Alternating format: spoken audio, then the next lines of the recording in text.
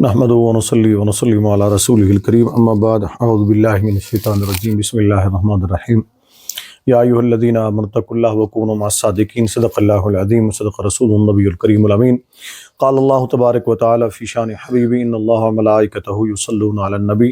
یا ایھا الذین آمنوا صلوا علیہ وسلموا تسلیما اللہم صلی علی محمد وعلی آل محمد وبارک وسلم۔ محترم ناظرین و سامعین، السلام علیکم ورحمۃ اللہ وبرکاتہ۔ جیسا کہ اس سے پہلے والی ویڈیو میں تھوڑا سا تعارف کروایا تھا ہم نے خواجہ معین الدین چشتی اجمیری رحمۃ اللہ علیہ کا، پھر میں نے عرض کیا تھا کہ ان کی تعلیمات پر ہم دوسرا بیان مختصر سا ریکارڈ کروا دیں گے تاکہ ہمیں ان کی تعلیمات کے بارے میں بھی معلوم ہو سکے۔ سلطان الہند خواجہ خواجگان حضرت سیدنا خواجہ غریب نواز خواجہ معین الدین چشتی اجمیری رحمۃ اللہ تعالی علیہ اخلاق، اطوار، حسن کردار، علمی و روحانی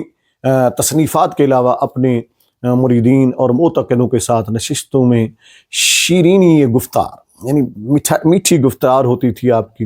اور علمی دینی جواہر ریزوں کے ذریعے جو تبلیغ فرمائی اور ترویج سنت کی، اس کو اگر ہم مکمل بیان کرنا چاہیں تو بہت سارا مجھے وقت چاہیے، لیکن مختصر سی گفتگو کرتے ہوئے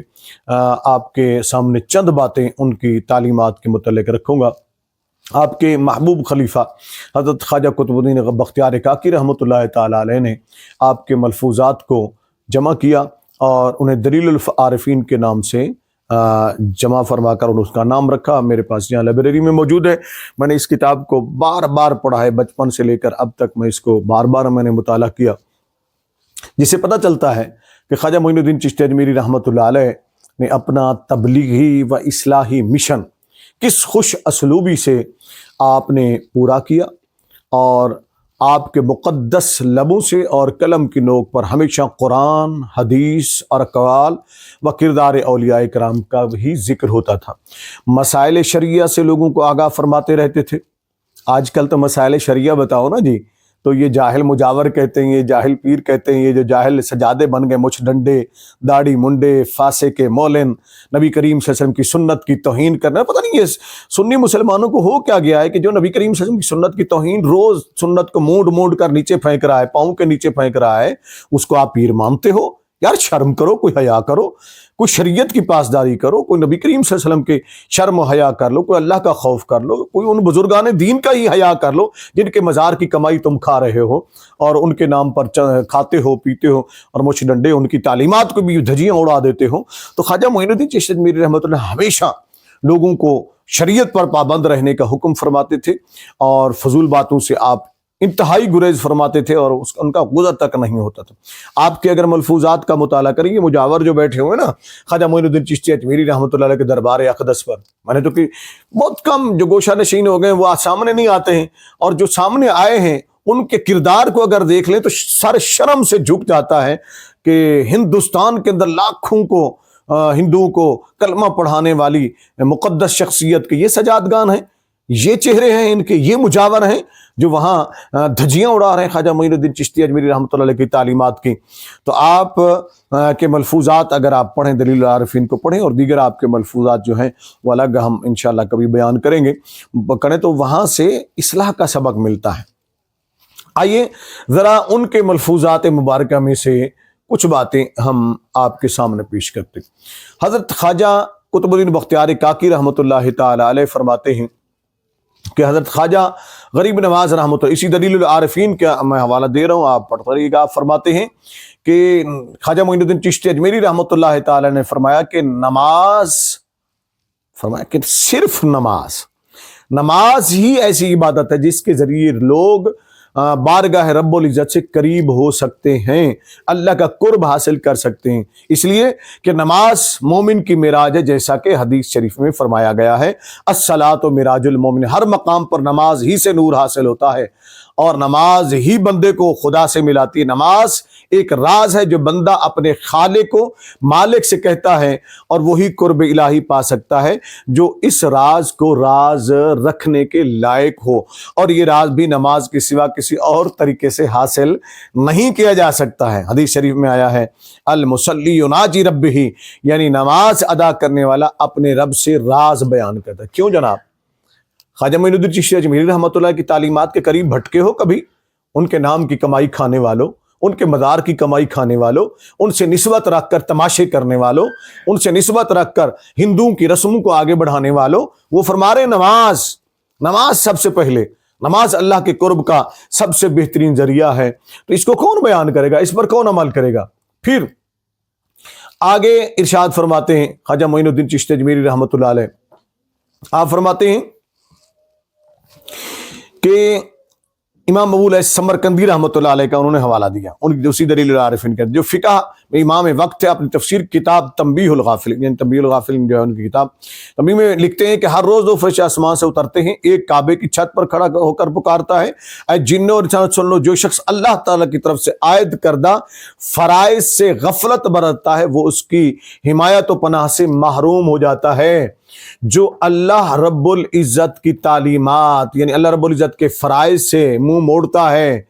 تو اللہ رب العزت کی حمایت سے وہ محروم ہو جاتا ہے۔ یہ فرشتے بھی خواجہ معین الدین چشتی اجمیری رحمۃ اللہ علیہ فرما رہے ہیں، اور انہیں سرکار دو عالم صلی اللہ علیہ وسلم کے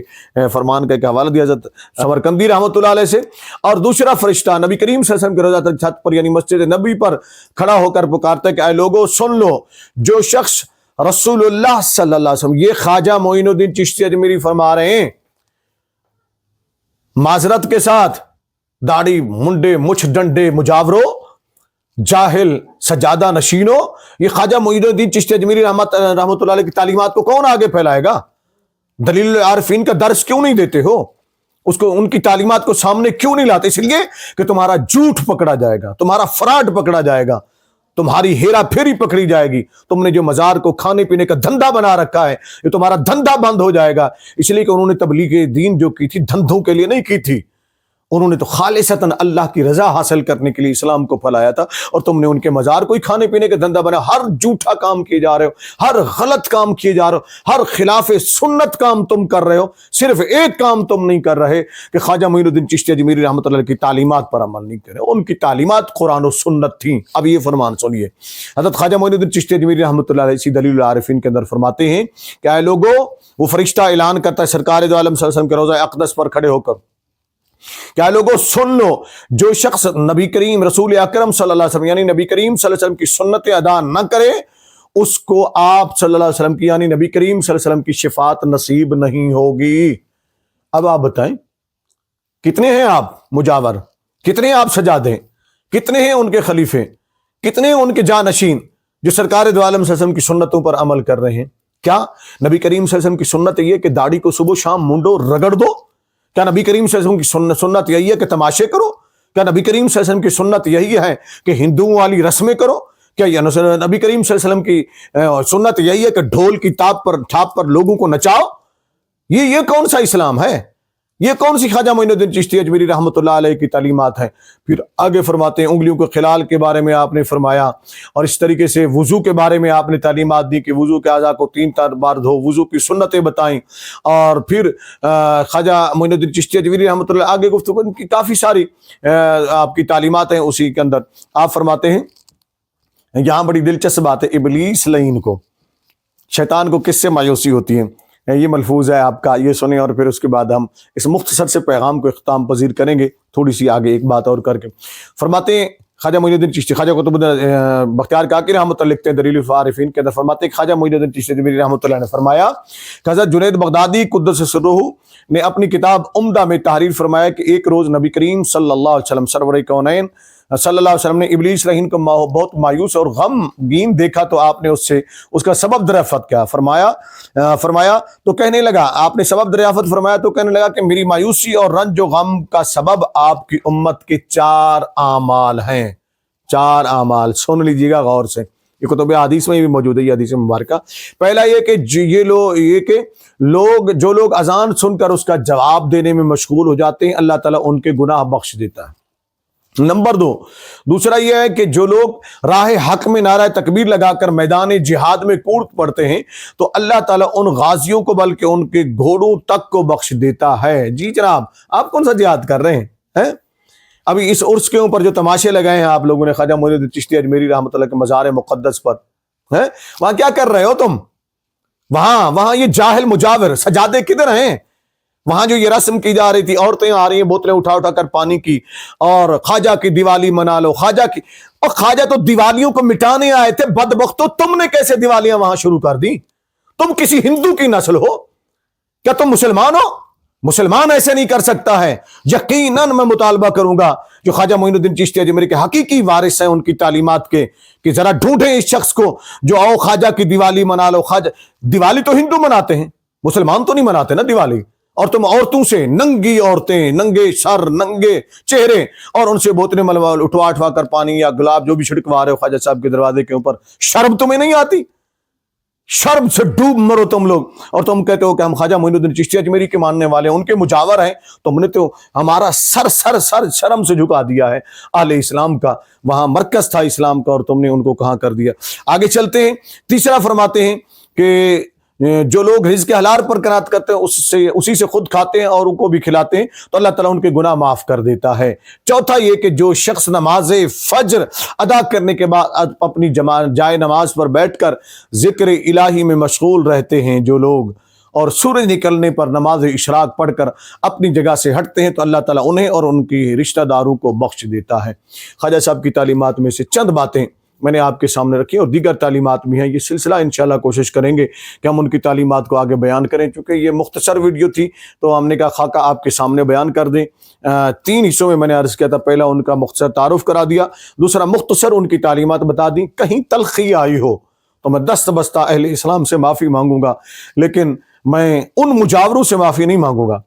ان شریعت کے باغیوں سے معافی نہیں مانگوں گا جو خواجہ صاحب کا نام لے لے کر اور ان کی مزار کی کمائی کھاتے ہیں اور ان کی تعلیمات کے خلاف ہی سارا کچھ کر رہے ہیں۔ اللہ رب العزت انہیں ہدایت عطا فرمائے۔ اہل اسلام سے اس تلخی پر میں معذرت پھر کروں گا اور دعا کروں گا کہ اللہ عز و جل ہمیں خواجہ معین الدین چشتی اجمیری رحمۃ اللہ کی تعلیمات پر عمل کرنے کی توفیق عطا فرمائے، آمین۔